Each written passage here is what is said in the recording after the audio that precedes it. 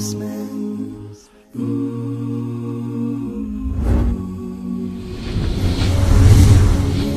So high.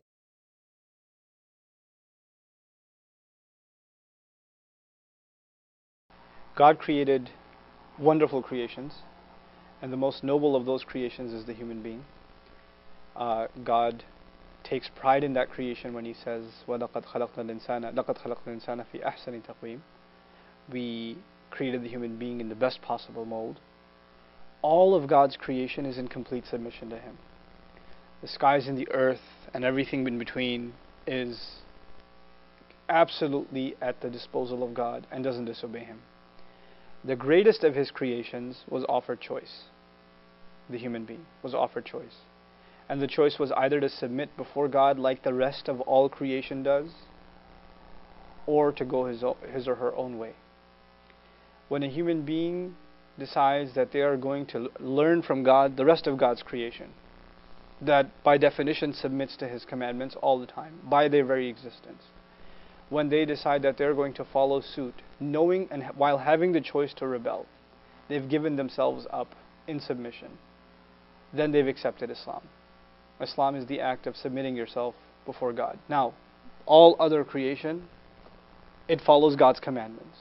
The sun knows what position it should move in. The earth knows how it should rotate. The electrons know how to go around the nucleus. Everything has what God told it to do, and it does it. The human being doesn't. The human being has some idea what he should do, she should do, but they don't have a complete idea. So God told the first human being, in order for you to completely submit to me, this is the story of Adam now, فَإِمَّا يَأْتِيَنَّكُم مِّنِّي هُدًى. If and when guidance comes to you from me, whoever follows it, they'll have no dangers on them, and they're not going to be the ones that grieve. God sent messengers time and time again, prophets, to let people know how to submit to Him, because they themselves can only know so much. So to know what exactly God expects from them as His subjects, prophets would come and declare His teachings, His expectations. What should you believe about Him? And how should you submit to Him? And because that idea of wanting to submit to Him was already created inside of us when our souls were made, there was something inside the human being that already had Islam in it. So when they heard the confirmation of what they have deep down inside coming from the mouth of a prophet, there was like a light inside that met the light on the outside. The revelation on the outside that they hear from a prophet is light.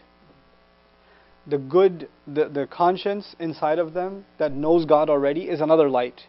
These two lights come into contact and Islam happens. This concept in the Quran is called light upon light. Nurun ala nur. Two lights. One inside of you, one outside of you. They come into contact with each other, right? Now, every prophet tried to connect people's inner light with the light of revelation. That's what every prophet tried to do. And the final of those prophets is Muhammad, may peace and blessings of Allah be upon him. The word Islam itself means the act of giving yourself up. It also means the act of giving peace. Aslama also means to offer peace. In other words, you are now offering peace to all of your surroundings. Literally to offer peace. Right? Because now that you've submitted yourself to God, and all of creation already has, now you're in harmony with everything else. You're at peace with everything else. The only reason corruption will happen is when everything else is in submission to God and the human being isn't. That's when corruption happens. That's the very definition of chaos. Right? So Islam is a means by which peace is attained. Harmony is attained inside a person, within their family, within a community, within the world. It starts at the individual level, and you're finally at peace with yourself. Someone who's living a life of rebellion, living a life of partying, and think they're going to live, eat, sleep, party in this world, and eventually go. You'll find this one thing they don't have. They don't have peace. They can't sit still. They're always dissatisfied. And when someone finds Islam, Allah gives them the one thing they will never find in any amount of money, any amount of luxury, any amount of entertainment, any amount of self-indulgence or pleasure. They won't find satisfaction anywhere else, tranquility anywhere else except for Islam. That's why you find the people that have the most money and people want to be like them, be they musicians, actors, whoever. People make it big and they can basically have any pleasure they want, drowning themselves in drugs so they don't have to deal with reality because they can't find peace in reality. They can't find it. They're trying to escape. These are people that have the best of the best of the best and can't live with it. They're not satisfied. Islam offers them that peace. So now I'll conclude this with, what Islam is, with a statement from God Himself. He says, قَدْ جَاءَتْكُمْ مَوْعِظَةٌ مِّن رَبِّكُمْ.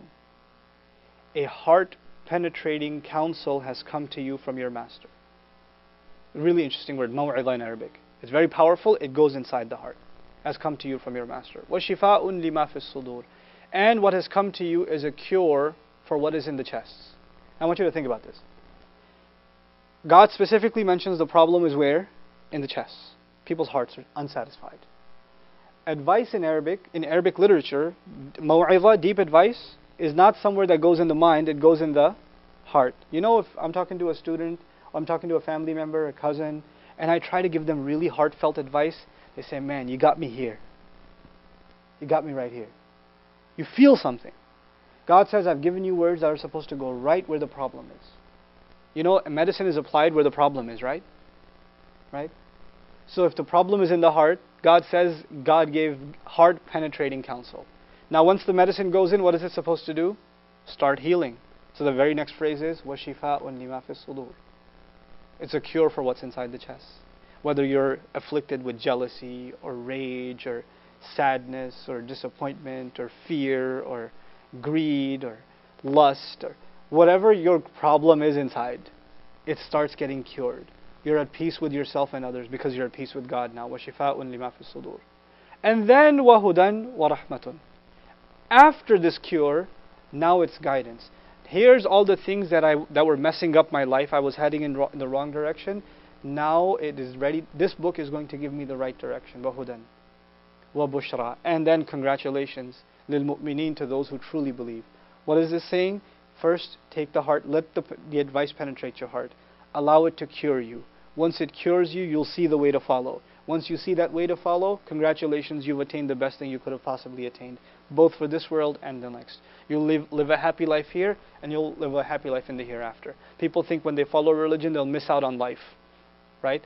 God promised the Israelites. People think we hate the Israelites. God promised the Israelites amazing things. Allah mentions them in the Quran.